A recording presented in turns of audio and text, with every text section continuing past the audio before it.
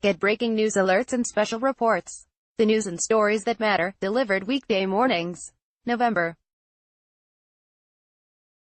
11, 2018, 12 p.m. GMTBy Lisa Riordan Seville, Adiel, Kaplan and LuceThe agents came for Issa Sao just before midnight. For nearly 5 months, the 37-year-old had been moved from one detention center to another, hoping the United States would not send him back to a country that had jailed, tortured and expelled him. Behind him, in Ohio, lay his family, a wife, stepson and a young daughter who loved to smile big in photographs, and all 14 years of his life in the U.S. In front of him loomed Mauritania, a desert nation in West Africa that still tacitly permits the enslavement of black Mauritanians like Sao. Late on the night of October 15, Sao's lawyer, Julie Nemesic, got his panicked call. His exact words were something like, "Oh my God, they are taking us tonight. They are putting us on the charter," she recalled. The next day, Sao was gone. Issa Sao with his daughter. Courtesy Sao family. The flight that took Sao back across the sea was part of an aggressive but little-noticed piece of President Donald Trump's immigration crackdown. The administration has redirected hundreds of millions of dollars and shifted diplomatic priorities in its effort to increase removals to countries, most in Africa and Asia, that have previously dragged their feet or refused to accept deportees the U.S. wants to send back. It's an unprecedented push to deport a relatively small number of people. There are an estimated fewer than 120,000 people with deportation orders from the 59 countries ICE has recently labeled uncooperative or at risk of non-compliance with deportations, according to an NBC News analysis of federal data from 2003 through 2017 kept by Syracuse University. That's about 1.5% of the estimated 11 million unauthorized immigrants living in the country, based on data from the U.S. Census Bureau. Supporters of the effort say Trump's unbending approach has forced progress on an issue that had stymied agencies in the past, and is crucial to public safety. But critics assert that this pressure places deportations above diplomacy and could damage U.S. relationships with key allies, including Morocco and Iraq, partners in the fight against terrorism. For the Mauritanians, advocates and democratic lawmakers say it's a question of basic human rights. In early November, Trump cut off trade benefits to Mauritania for its failure to combat forced labor and the scourge of hereditary slavery. Thousands of black Mauritanians like Sao live in slavery, a number that activists say is declining, but that the UN said could be up to 20% of the country's population less than a decade ago. Yet, since Trump took office, the U.S. has deported a record number of people to that very country. The 79 deportations last fiscal year mark a more than 900% increase over years prior, according to an NBC News analysis of ICE data. Sao was among the first to be removed this fiscal year, which began October 1.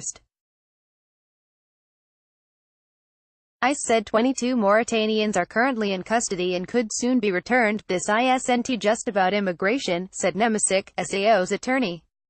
It's our government handing people to their persecutors. Issa Sao with his stepson outside the White House in Washington, D.C., courtesy Sao family. The diplomatic challenge of uncooperative countries has been around for years.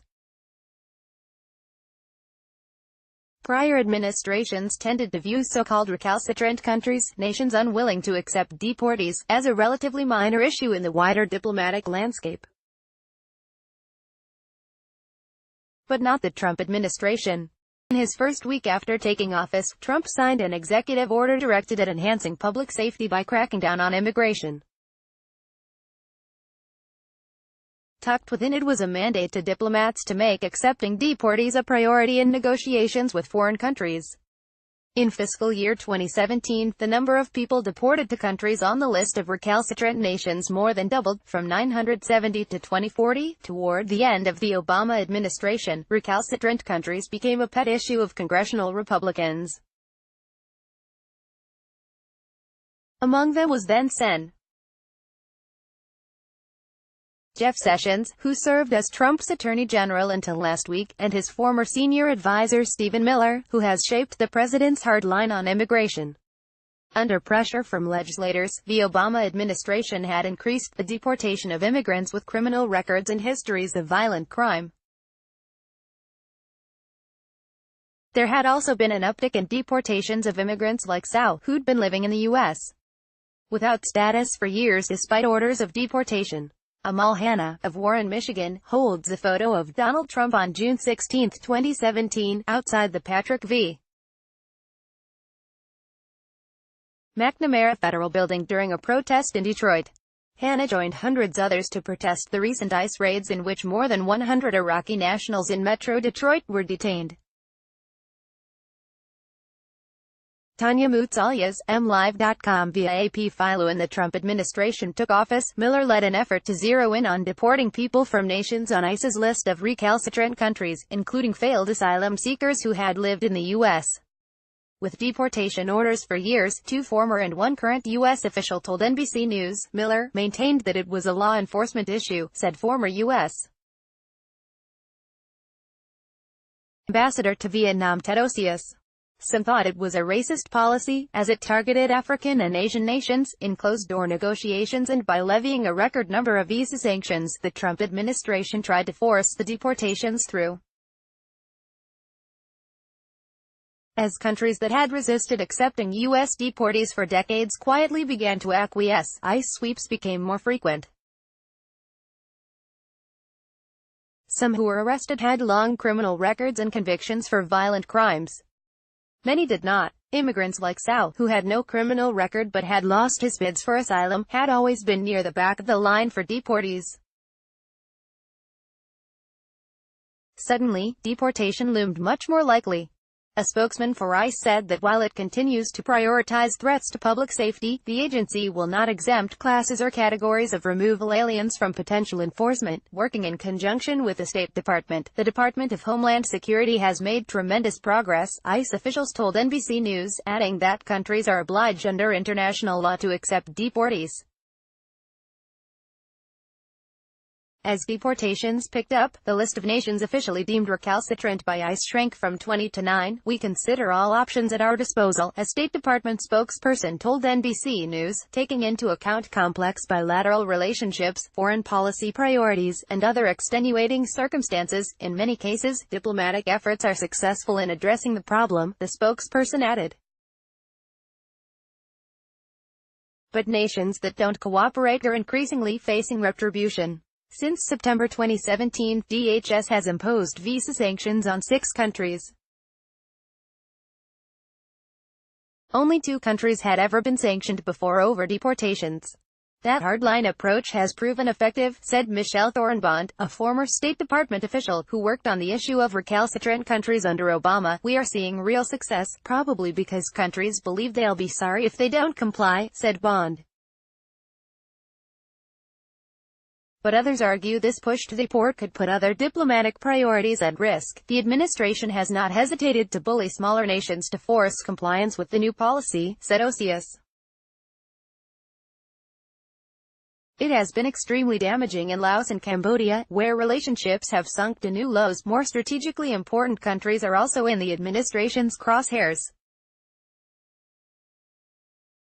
Morocco was considered recalcitrant when Trump came into office, and is one of more than a dozen nations that have since come off the list. From trade to help with counterterrorism and fighting violent extremism, the U.S. has long viewed Morocco as an important partner. Imposing visa sanctions could have jeopardized cooperation on an array of issues, experts said. If you want to do business in Africa, you can't have that conversation without Morocco, said one former diplomat, who spoke on condition of anonymity. President Donald Trump speaks during a post-election press conference in the East Room of the White House in Washington on November 7, 2018, Mandelnon, AFP, Getty Images. Last summer, word of a shift at ICE started spreading through the tight-knit community of Mauritanians living in Columbus, Ohio. Most were asylum seekers from the desert country in northwestern Africa, driven out in a bloody ethnic conflict that began in 1989, when the ruling minority of Arab Moors expelled some 70,000 non-Arabs. The purge left thousands of black Mauritanians effectively stateless. Those who now return arrive without citizenship papers. Advocates told NBC News that leaves them vulnerable to enslavement, which, despite being officially abolished in 1981, is still pervasive. But Mauritanians had long felt safe in the U.S. Even those like Sao who had lost asylum cases were allowed to remain because Mauritania didn't recognize them as citizens and refused to take them back. DHS had granted them work permits, set up regular check-ins and allowed them to stay. Savings from jobs on factory lines and at small businesses paid for down payments on houses. They married, settled down, had kids. After 26 years, limbo came to feel like permanence for Sai, who asked that his first name not be used. Like Sao, he had no criminal record, but had lost his asylum case and faced a standing order for deportation. Once a year, he checked in with ICE, then went at the agency's bidding to the Mauritanian embassy to request a passport so ICE could deport him. Each time, Mauritania turned him down. He went back to his daily life. He sold clothes by day, drove Lyft by night and cared for his 4 children in between, including his disabled son. I felt I was free, he said. Then came the messages from friends in Columbus and Cincinnati. Mauritanians turned down for a passport just months before learned suddenly that ICE had obtained a temporary travel document, known as a laissez-passer, that would allow them to be deported. But they still would not have any proof of citizenship when they landed in the country. As men like Sao were arrested at ICE check-ins and boarded onto planes, Sai felt his own stability slipping away. He now checks in with ICE every 3 months. Each time, he tells his children if he doesn't return to them, it's because agents dragged him away. I ran away from the country 26 years ago. Ran away for my life, said Sai. Even now I'm still running, seen SEM and his daughter. Courtesy of Sarah Howie, those same worries now pulse through Cambodian households in Modesto, California, and the pews of Iraqi Christian churches in suburban Detroit. Somalis who fear returning to their war-torn country talk of fleeing to Canada. At least one Senegalese mother from Ohio already has. It's not only the loss of lives built in the U.S. over decades, they said. It's also the risk of going somewhere they fled from that may still not be safe. Some, like SEM, fled genocide as toddlers, or were born in refugee camps, and have no memory of the country the U.S. is pressing to take them back. SEM, who worked at a Rhode Island soap factory until ICE picked him up on September 11, is fighting deportation to Cambodia. He was convicted of assault in 1990 and has a standing order of deportation. It would be devastating to send to him, said Sem's wife Sarah Hui, who said her husband barely speaks Khmer, Cambodia's national language, and would be rootless. There's no family. There is no way he can survive there. Some of the Iraqis rounded up who were born in refugee camps have not been recognized by the country as citizens. A number are from the minority Chaldean community, Christians who do not speak Arabic in their homes and fear they would face religious persecution if returned. Last year, communities in Minnesota were shaken when the U.S. flew 5 charter flights carrying more than 500 Somalis back to their native country, a failed state that the State Department warns is riddled by crime, terrorism and piracy. A 6th flight carrying 98 Somalis last December only made it as far as Senegal. Detainees sat chained on the runway in Dakar for 23 hours before the plane flew back with only muddled explanations from ICE about logistical problems. The increasing pace of deportations comes with a hefty price tag for taxpayers. This summer, to foot the bill for skyrocketing detention and removal costs, the Trump administration quietly funneled $202 million toward detention and removals from other budget lines within DHS, including FEMA. More than half of the increase went to cover a nearly 30% overrun for transportations and removals. A key justification was the growing number of special charters ICE was running to once recalcitrant countries, like the flight that took Issa Sao back to Mauritania last month. A single charter flight can cost more than $600,000, according to declaration from an ICE official from a lawsuit about deportations to Iraq. Astavana Shea, 28, wears a Chaldeans Lives Matter t-shirt at a protest on June 12, 2017 in Sterling Heights, Michigan. Todd McInturf, Detroit News via AP Issa Sao had tried for more than 10 years to be granted reprieve in the U.S. ICE officials said courts had uniformly held that Sao did not have a legal basis to remain in the U.S. after he was detained. Lawyers went to the courts one more time to halt his deportation and reopen his case. 6 men they knew who had been deported were imprisoned upon their return to Mauritania. They didn't want Sao to be the 7th.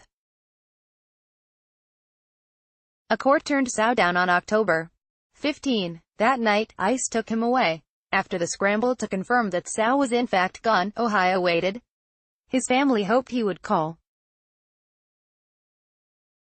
Mauritanian activists kept an ear on the Whisper Network. The group of attorneys and advocates who had rallied around the community worried, including Lynn Tramonti, with the immigrants' rights group America's Voice. The day after the charter plane left an Arizona tarmac with Sao shackled aboard it, his wife got a call that he had landed in Mauritania, Tramonti said. Within a matter of days, she added, fearing for his life, Sao fled Mauritania once again. Lisa Riordan Seville is a reporter and off-air producer for the NBC News Investigations Unit. Her stories on Heath, criminal justice and immigration have been supported by the California Endowment Health Journalism Fellowships, the Investigative Fund for the Nation and the Open Society Foundation. She is from Northern California. Adiel Kaplan is an associate producer with the NBC News Investigative Unit. Dan DeLuce is a reporter for the NBC News Investigative Unit.